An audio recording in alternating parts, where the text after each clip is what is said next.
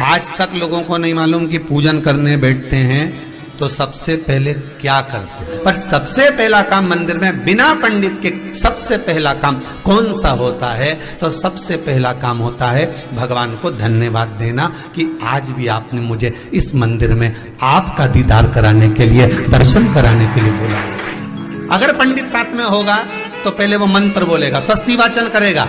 स्वस्ति वाचन करने में उसको अर्थात भगवान के लिए भी प्रसन्नता और आपके लिए भी प्रसन्नता। पर आपके पास कोई ब्राह्मण नहीं, आपको कोई स्तुति नहीं आती, आपको कोई मंत्र नहीं आता, आपको कोई साधना नहीं आती, आपको कोई तप नहीं आता, पर आप इतना तो कर सकते हो कि भगवान के मंदिर में जाकर उनको धन्यवाद दे सकते हो कि तेरी कृपा है जो मुझे चलकर यहां तक बुला लिया, 2 कदम चलाया, यहां तक बुलाया, ये तेरी कृपा है। और बड़ी कृपा करी जो डलिया भर के पूजन का सामान भी लाई, बड़ी कृपा करी जो दूध भरकर भी लाई, बड़ी कृपा करी जो कलश भरकर भी लाई। कितने लोगों का फायदा है कलश भरकर मंदिर ले जाने में? देखिए जरा कितने लोगों का फायदा। हिंदू धर्म में विष्णु पुराण में, पद्म पुराण में लिखा है, सौभाग्यवती नारी जब भरा हुआ पानी का लोटा लेकर कलश लेकर जाती है और उसको देखकर कोई व्यक्ति निकल कर चले जाता है तो जिस काम के लिए जाता है वो काम सफल हो जाता है। मंदिर का ही लोटा, मंदिर का ही पानी, सिर पे पल्लू लेके हर हर महादेव, बस शिव जी के चढ़ा रही और इतने प्रेम से रिझा रही। अब फ्री का पानी था तो एक लोटे में मन भी नहीं माने। अरे करा तो भगवान के सम्मुख में पहुंचकर अगर आप जल का पात्र भी लेकर जा रहे हो, भरा हुआ लेकर जा रहे हो, तो कितनी प्रसन्नता की बात।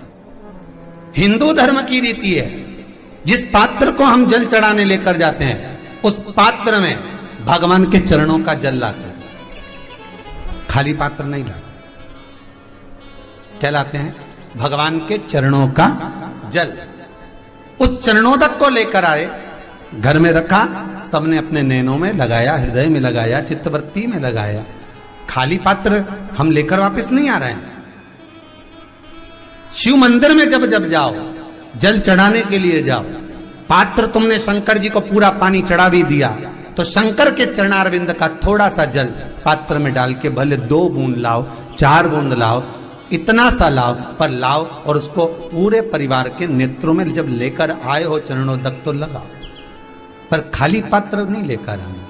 खाली पात्र लाने में ध्यान दीजिए, जब आप पूरा जल समर्पित कर देते हैं, जल समर्पित भी पूरा करना है, भगवान को चढ़ा रहे हो तो पूरा समर्पण होना चाहिए, पूर्ण समर्पण। इसलिए शंकर भगवान को अधूरा समर्पण नहीं, इसलिए श्रीफल भी पूर्ण चढ़ता है। शंकर जी के मंदिर में श्रीफल नहीं फूटता, पूर्ण श्रीफल, बेलपत्री भी पूरी, चावल का दाना भी चढ़ेगा तो आखा, फल भी चढ़ेगा तो आखा, फूल भी चढ़ेगा तो आखा। भगवान को कोई चीज खंडित नहीं चढ़ती, शिव जी को जल भी चढ़ेगा तो पूर्ण। जिस जल को चढ़ाने के लिए लेकर गए उसको बचा कर नहीं लाना है शिव मंदिर में से, संपूर्ण भाग, क्योंकि भगवान के चरण की रज जब हमारे घर में प्रवेश करेगी तो हमारा आत्म कल्याण तो स्वतः ही हो जाएगा, शिव करुणा कर ही देंगे। पर कई लोगों की आदत रहती है, और आपने भी गलती करी होगी, गए होगे, चढ़ाकर भी आए होगे, पूरा पानी भी उंडेल कर आए होगे, चढ़ा भी दिया, छोड़ भी आए, पर लेकर नहीं आए होगे।